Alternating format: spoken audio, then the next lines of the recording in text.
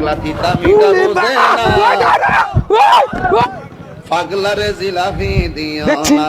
এই মিয়া আপনি কি পাগল নাকি? জীবন ভরা বাজার নাই হাতে করে আপনি কান্দে করে তাও জুতা নিতেছেন। এই এই কে পাগল? পাগল থাকলে কি আমি আইডা থাইল্যান্ডে যাইতাছি?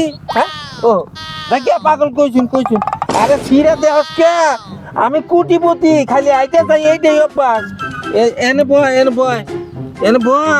মুখে আমনের মতো পাগল নাকি? এনে বোন